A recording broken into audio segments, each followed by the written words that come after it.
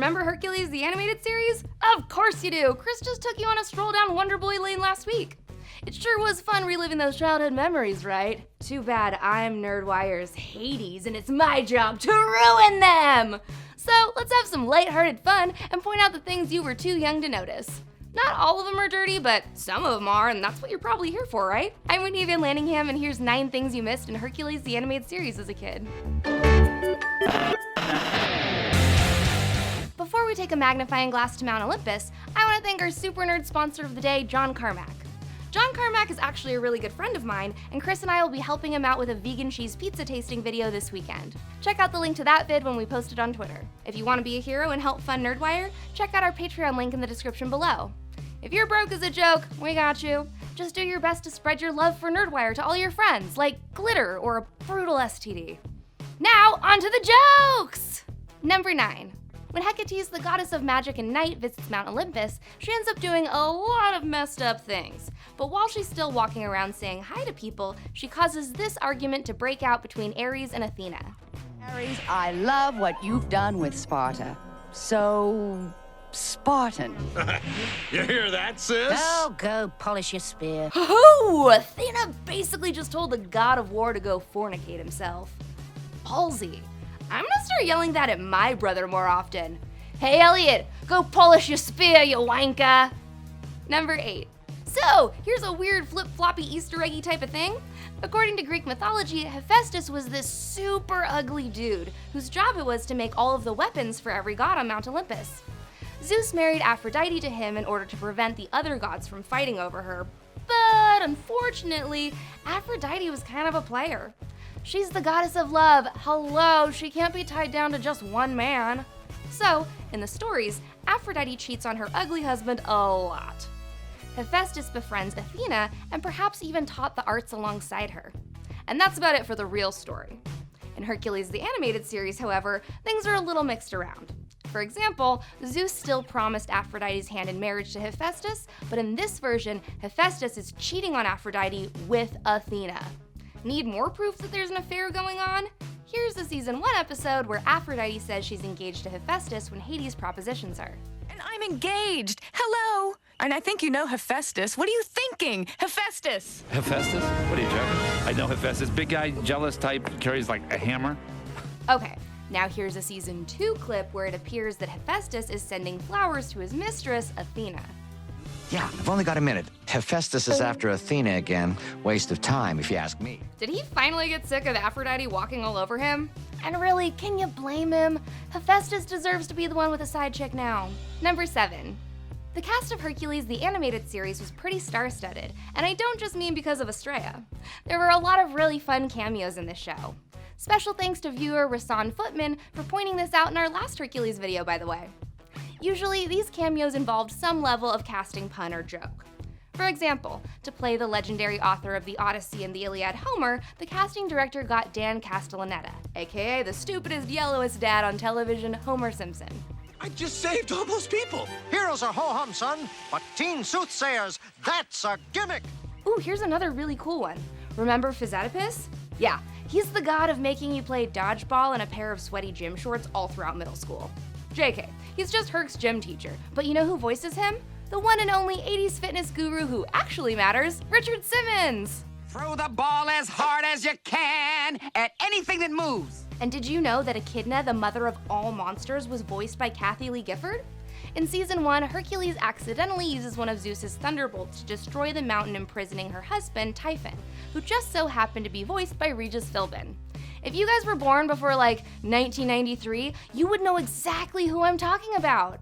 If you're in our primary age demographic of 16 to 24-year-olds, you probably have no idea who I'm talking about. From 1985 to 2000, Kathy Lee Gifford hosted a talk show with Regis Philbin called Live with Regis and Kathy Lee.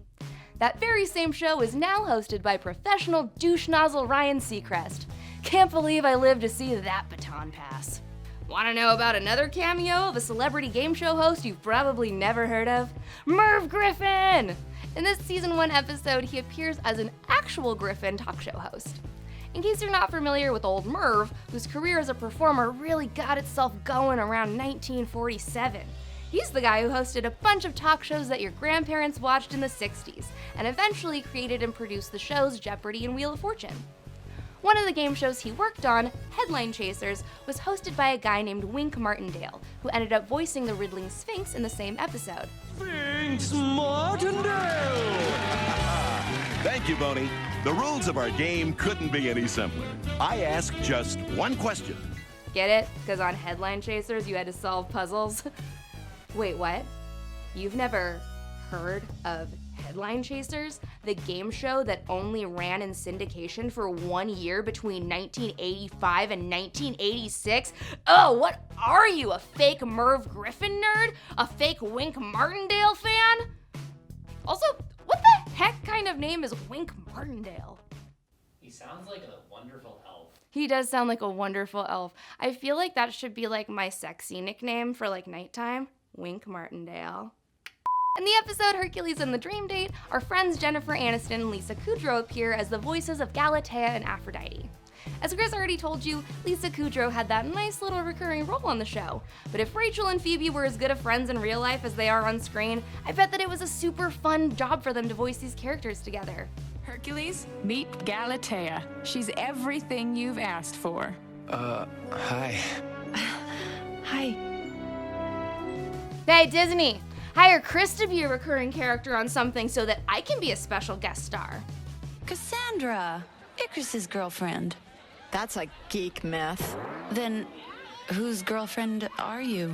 Nobody's. One of my all-time favorite things about Greek mythology is that you have all these dudes with crazy names like Hippolyta and Sisyphus and Dionysus, and then you have this guy over here named Jason. To be fair, Jason was the captain of the Argonauts, so that's pretty cool. And who better to play a captain than Captain Kirk himself, William Shatner? A few episodes after Jason's first appearance, we're introduced to Ptolemy, a Greco-Roman mathematician and astronomer played by none other than Sulu, or, as he's known off the Enterprise, George Takei. Modern astronomy, Icarus, examines the harmony of the universe, what we Greeks call cosmos. Ooh, this one's cool. Remember Sarah Connor from Terminator? Hell yeah, Linda Hamilton is the voice of Nemesis, the demi-goddess of vengeance. Bet she got that sociopathic attitude from hanging around Skynet too long. I'll take care of that.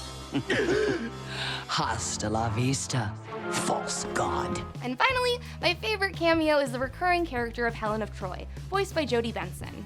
If you don't know her by name, you'll definitely recognize her in this episode where she's dressed like Jodie's most famous character, Ariel from The Little Mermaid.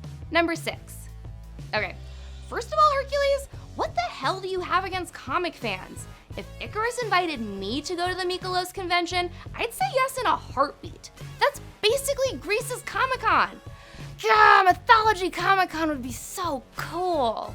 Anyways, Herc lies to Icarus and tells him that he has catastrophia, which is basically the same disease as stickatodomanniosis, which is also a fake disease. Icarus flies off in search of the cure for his friend, and while he's looking for the right flower, he dives headfirst into a bush and says this. Red berry bush. Come on, red berries. No! There it is. Time to pluck and run. In English, we say, hit it and quit it. In Spanish, it's tocamos y vamos.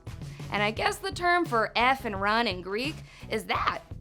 Learning from new cultures is amazing. Number 5.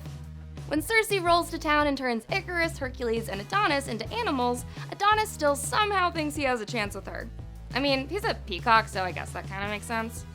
Of course, because they're dudes, they have to make fun of each other for how long they lasted with Circe. I hear you only lasted 5 minutes. Loser! Back off! Oh, shut up, Adonis. You lasted, what, like 3 seconds? Amateur. Number 4. Lucky Icarus gets chosen to portray Hades at the drama festival and starts spending more time in the underworld to get in character. As he's rehearsing his lines for Pain and Panic, he begins his introduction like this. Ladies and gentlemen, dwellers of the nether regions, Hades is in the house. Dwellers of the nether region? Is that what they used to call crotch goblins back in ancient Greece? Number 3. The season 1 episode Hercules and the Golden Touch was actually a really fun parody of James Bond. Hercules meets Epsilon, named for the 5th letter in the Greek alphabet, but tries to talk him into helping him take down King Midas. In this scene, Epsilon asks Herc to become a secret agent, and a parody of the theme song from Goldfinger starts to play. Beware of the man with the golden touch, who lusted for gold a little too much. Next, we see Icarus acting as Q, as he hands off a high-tech olive oil saddle to Wonderboy. After that, we learn exactly how Hercules takes his martinis. And I guess his grape juice. Something to drink, sir? Grape juice, please. Crushed, not strained. You're a throat crusher. We also hear Hercules introduce himself in a way that sounds very 007. You haven't told me your name yet, stranger. Lees. Hercules. And you are? Finally, the show wraps up letting us know that we can see Hercules on his next mission, to Sparta with love. Agent Hercules will return in From Sparta with Love. Number 2. Let's go over our ancient Greek vocabulary, kids! This episode is titled Hercules and the Bacchanal. Can anyone tell me what a bacchanal is? If you're sitting in front of your screen yelling, "God damn it, Whitney, it's an O-R-G-Y," right at me, you're absolutely correct. Keeping that in mind, listen to Adonis try to get away with planning a special kind of party. Adonis is having a bacchanal? Bacchus, you didn't tell me you were throwing a party for Prince Thing here. I'm not. No, it's a misprint. I'm not having a bacchanal. It's actually more of a get-together. Okay, first of all, I don't want to hear about the party you are or are not planning for your Prince Thing. Second of all, that's kind of the best nickname for your peener I've ever heard. Third, sure, keep calling it a get-together. That's probably the most accurate term for it. No, make it more of a bacchanal. The son of Zeus, are you kidding? I'm there, it's party time. Number 1. You know how there was like a little problem in Greek mythology with gods and animals getting together and kind of doing some activities? Yeah. When Hercules is asking Aphrodite for help playing matchmaker with Icarus and Cassandra, Aphrodite responds like this. Anyway, my best friend Icarus is in love with my other best friend. Wait, are they both human? Just checking, go on. I don't know, there was a lot of messed up stuff in Greek mythology.